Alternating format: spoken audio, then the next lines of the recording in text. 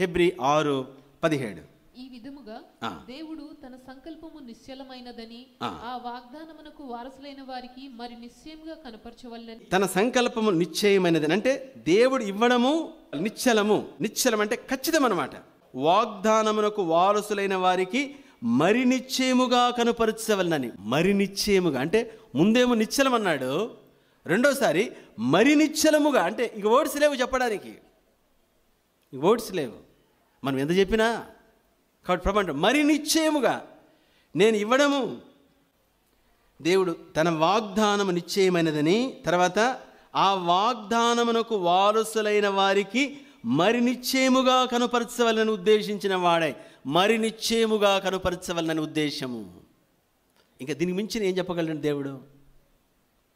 ఇస్తాను 1000 సార్లు రాయాలా, 1,00,000 సార్లు రాయాలా? 1,00,000 సార్లు రాస్తే నమ్ముతామా?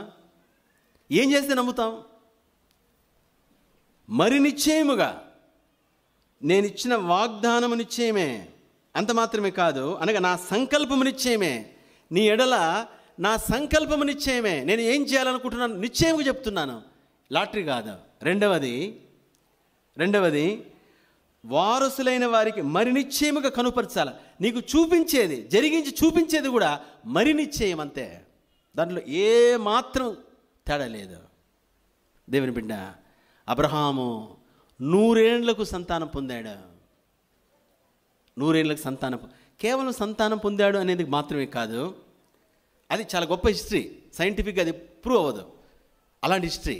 విషయం ఏమిటంటే అబ్రహాము ఎలా దేవుడు దీవించాడంటే, అబ్రహాము దీవించబడినంతగా ఎంటైర్ హ్యూమన్ హిస్టరీలో, మానవ జాతి చరిత్రలో ఈరోజు వరకు, ఇప్పటి వరకు, ఈ క్షణం వరకు కూడా ఎవడు దీవించబడలేదు, ఎవడు ఎప్పటికీ దీవించబడలేడు.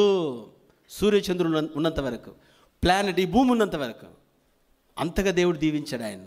ఎలాగూ విశ్వాసం అంతే, నమ్మాడు. అంటే ఈ ప్రాసెస్ ఇది అంతే. ఈ ప్రాసెస్ నుండి వచ్చాడు. లాస్ట్కి వచ్చినప్పుడు కాళ్ళు చేతులు కొట్టుకునే పరిస్థితి. ఇక అయిపోయాను. ఈ మధ్యన ఒక మ్యాచ్ ఆయన ఆల్మోస్ట్ అంత అయిపోయింది, ఇక అన్ని టపటపడిపోయి వచ్చిన వాళ్ళంతా పోతూ ఉన్నారు. ఎవరు వచ్చారన్నారంట, just faith, just you have faith అన్నాడు. Have faith. అంత అయినాక అని అడిగాడు ఇంటర్వ్యూలో, అంత అయిపోయింది ఎలా మీరు గెలిచాడు మరి చివరికి అసాధారణంగా ఈ మధ్య కాలంలో అని అడిగారు. ఎట్లా అంటే నా దగ్గరికి వచ్చి కోహ్లీ అన్నాడు, జస్ట్ ఫెయిత్. యేసు ప్రభు చెప్పింది కూడా అదే, నేను ప్రకటించేది అదే. జస్ట్ ఫెయిత్ అంతే, ఖచ్చితంగా పనిచేస్తుంది.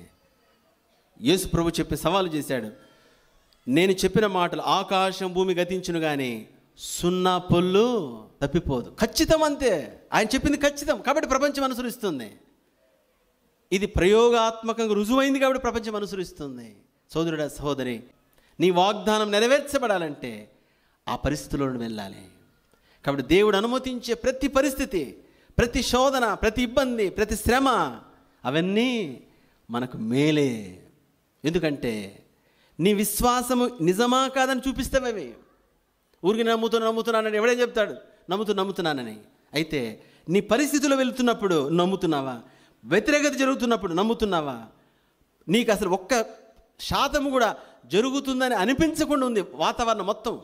అలా అనిపించకపోయినా ప్రాబ్లం లేదు, పూర్తి వ్యతిరేకం జరుగుతుంది, టోటల్ ఎగెనిస్ట్ నీ హృదయంలో జరుగుతుంది.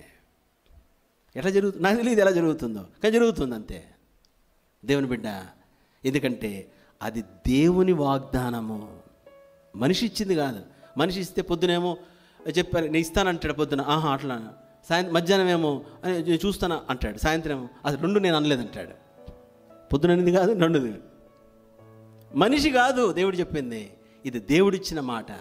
కాబట్టి వాగ్దానము స్వతంత్రించుకోవాలి. వాగ్దానము నిశ్చయము, అలానే వారసులైన వారిని కనుపరచడము మరి నిశ్చయము. అయితే నీవు ఈ ప్రాసెస్లో వెళ్తే పొందుకుంటావు.